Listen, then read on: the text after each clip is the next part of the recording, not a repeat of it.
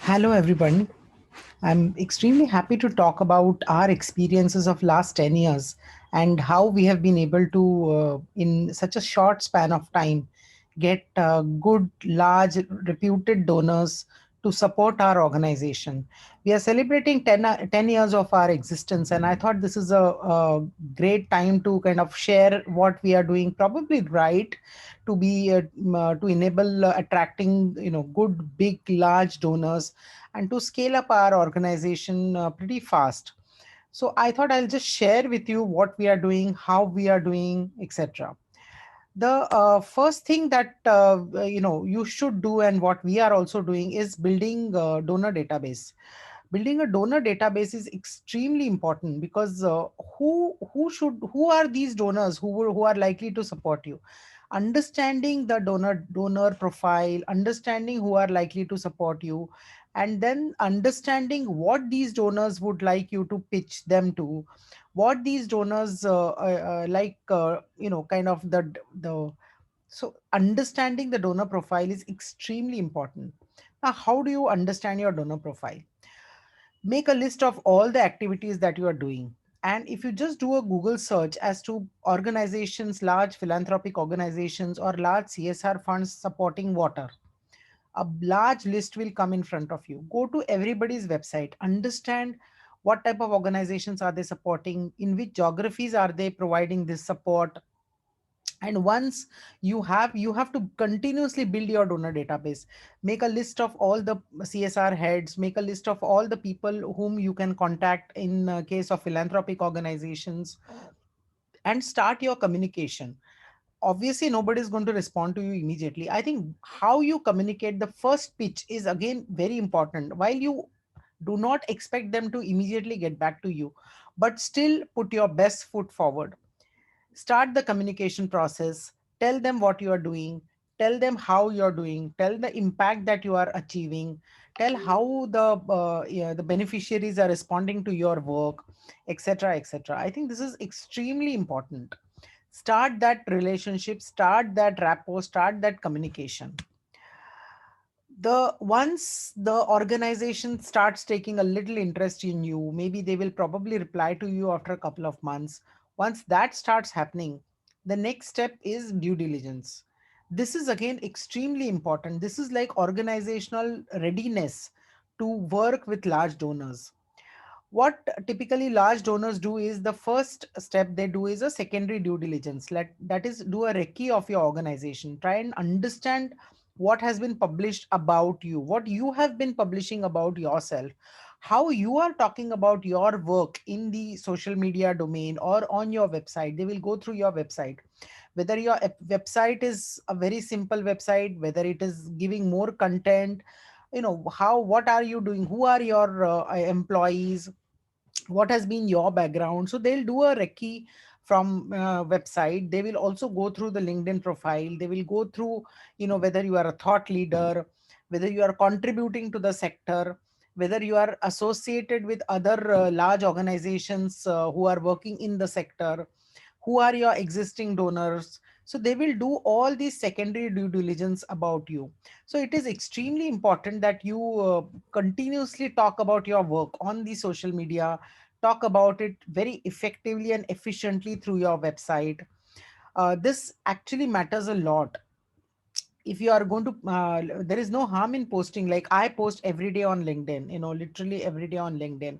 And all my articles are, all my posts are very thought through posts. I spend almost half an hour, 45 minutes every day just thinking about what I want to post today, how I'm going to communicate my work to people, what I'm going to communicate, what do I want to communicate, and stuff like that. So it is very, very important that you spend some time thinking about what you're going to post.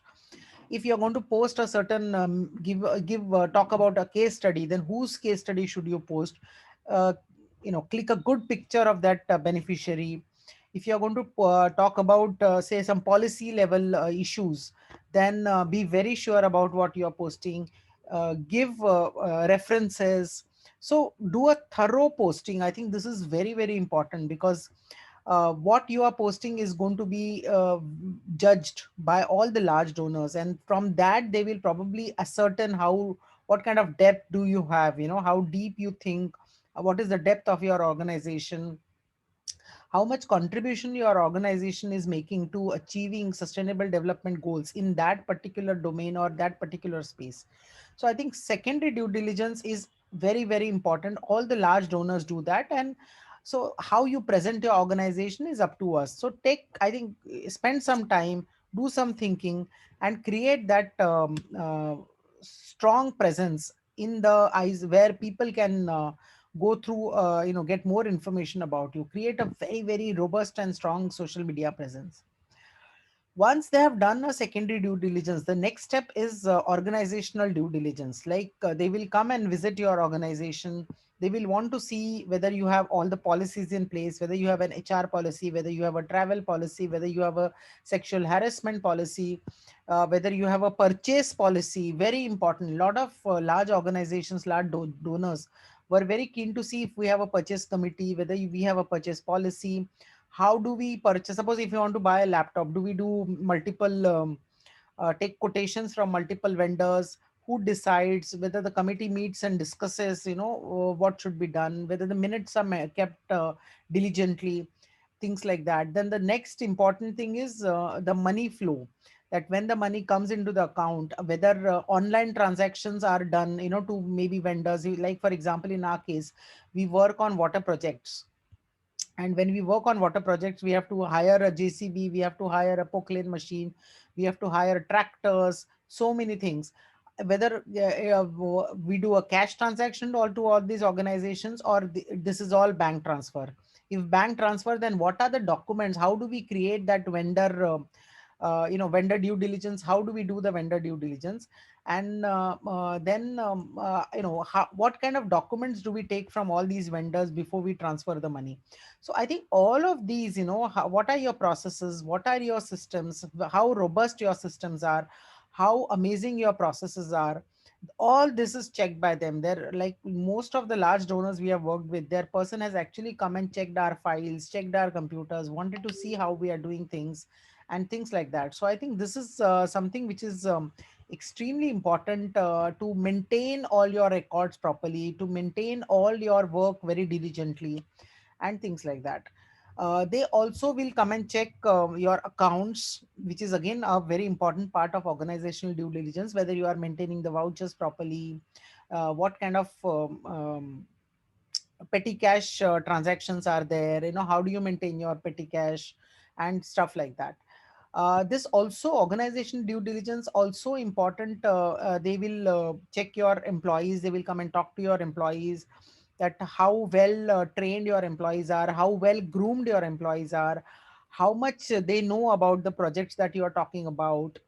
They will actually want to check how deep your organization is. If the large donor wants to work with your organization, whether your organization will be able to implement this large scale project, is the assessment that this large donor wants to take through this organizational due diligence. So for that, it is extremely important that you actually today sit down and look at all your systems, and create a very organized, systematic way in which your organization will function. Do build your capacity of your people, very important. We constantly, every 2 3 months, we have a capacity building program for our field staff, for our staff in our Mumbai office, which is very important. For example, as I mentioned, that we work on water, we work on agriculture. So we organized a hydrogeology training for our people, because hydrogeology knowledge is extremely important. When one of the large donors came to know that we have also trained our staff on hydrogeology, they were super impressed with us. In agriculture, we are constantly updating the knowledge of our field staff on the recent techniques of improving productivity, organic agriculture, organic farming, FPO, farmer producer organizations, and so many other important things that we think our field staff should know if they want to work in this space. Organizational due diligence, there is another very important thing that lot of large donors check, is that how much are you aware about the space you operate in. Like, for example, if you are working in the space of water, if you are working in the space of, say, if you are working with youths, or you are working on education, are you aware about other organizations who are working in the same domain? Are you aware about how these organizations are functioning? Are you aware about some of the best practices that are being followed by these organizations? Are you implementing these best practices? Stakeholder engagement is another very important aspect of organizational due diligence. That is, are you connected with the government, local government? How well are you connected? Have you co-created some projects together? Have you implemented some projects together? So all of these constitute something called the organizational due diligence. Hence it is extremely important that your processes and systems are robust and they are seamless, and they are up to date. This is very important because one of the large donor kind of just called us and told us that I'm coming tomorrow for organizational due diligence. Thank god we were prepared, otherwise last minute this doesn't work. So be always prepared for this kind of an activity. The last level of due diligence that typically large organizations do is field level due diligence. That is, they will come and visit with you and try and understand how the beneficiaries feel about you, whether your organization has built trust within the community you are operating, what the community people feel about you. They will also check your past projects, the impact the past projects have created, and kind of. So this typically lasts about a day or two, where they will want to meet people, they will want to see your work. Which again, if you are a honest organization, there is no I mean, obviously you'll be very proud to take people to the field. Again, here field staff is their capacity is assessed, that how good or how uh, committed your field staff is, how passionate they are, whether they are local. So we have employed all tribals, we work with the tribals, and all our field staff are tribals, which is a big feather in our cap. So most of the large donors are extremely happy when we tell them that our entire field staff is local young boys and girls, and they are all tribals. That kind of immediately builds that connection in the minds of the donors, that yes, I mean, they are local, the trust building is there, and they can definitely implement the project once we give them. There is So that's something that very important. The next step, once all these three types of due diligence are done, typically large donors ask you to submit proposals. I think proposal writing is I would call it a art and a science. It is extremely important what you are writing. So please try and answer all of these questions when you are writing the proposal. That why are you giving the proposal? What are you trying to achieve? When I say what are you trying to achieve, what are your short term goals, what are your long term goals, what kind of outcomes are you expecting, what kind of impact are you going to this project will bring to the community. So take a 5-year horizon, and from the time you are starting the project to the time you are exiting the project, how your different activities or your inputs will actually change, bring about the desired change. What will be your outcome? So use these words, use the words like input, activity, outcome, impact, exit. I think these are very very important words to be used in any proposal. Use words like theory of change. What is your theory of change? How do you, what in your mind, what is the definition of change? So build a theory of change for your organization. Extremely important. People like all these words, and it also gives you a direction. You are not we don't do it because somebody likes to see them, but it also gives us a direction as to how do we move towards change successfully. How are we going to do this? How much money do we need for this? How much money is going to directly go to the beneficiaries? What is the administrative cost that we are building into this project? So be very very transparent about all of this, and why, justify why. If you are, say, charging 10% administrative or 15% administrative, uh, be very fair about it as to why do you need so much money. So create that administrative heads, that salaries, travel, internet, maybe a laptop, maybe a projector. So talk about all that, all the things that constitute the administrative cost that you are talking about. Geography, describe the geography where you will be implementing the project. Talk about despite I'm sure a lot of other organizations have also put in efforts, still why this problem has remained unsolved. So talk about that, why the problem has remained unsolved. how, what will be the duration, what will be the project duration, when are you going to planning to start, when will you do the baseline, when will you do the midline, when will you do the end line, when will you exit the project. So the timelines along with a nat chart, a properly built nat chart is something which is fantastic. Not only people, large donors like to see, but also it provides us with a good timeline support. It provides us with a good direction. And again, of course, the last concluding part of the proposal should be, who are you, your organization, a very brief about, uh, a little bit about your organization, who started, when did it start, some achievements in ballpark. Just don't go beyond the paragraph. Nobody has that time. They have, remember, they have already done your due diligence, so they already know who you are. But despite that, it should be definitely an important part in the proposal. Use charts, use diagrams. When you are showing an impact, use nice pie charts or bar charts from the past. Use photographs of past beneficiaries, use quotations from the past beneficiaries. So I think all this will build a phenomenal proposal. Take time. I mean, typically, honestly, I spend about 10 days to 12 days just writing one proposal. It's very, because I really think through it, and probably this has helped. This perseverance and this diligence has really helped me build good proposals which people have sit down and taken notice of. Very important, documenting change. That how are you documenting change, that when your work is creating change. People have stopped talking about activities. Do not talk about, okay, we will, using your money, we will conduct 20 financial literacy programs. That's not going to attract large donors. How these financial literacy programs are going to create the change that you want to see in the world is what is going to attract people. So documenting change at every step is extremely important. That do so, hence do a proper baseline. What was there before, situation before, create the parameters that you're going to assess at every stage of the whole project.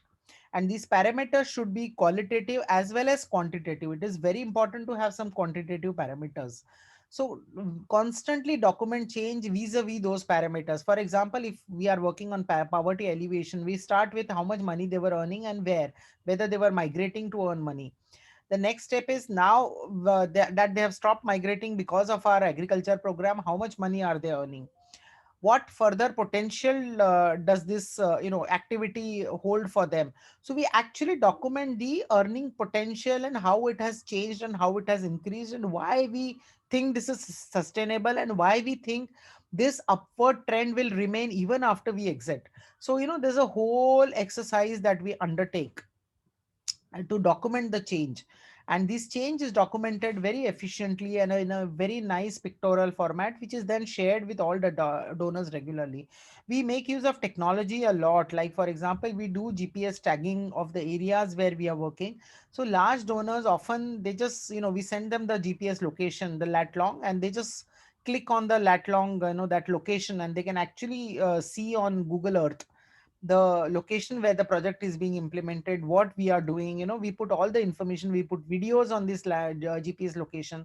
So use technology to document and showcase your change. Very, very important. Write impact stories. So typically we love writing about 2 to 3 stories every quarter of people whom our work has created a change in their life.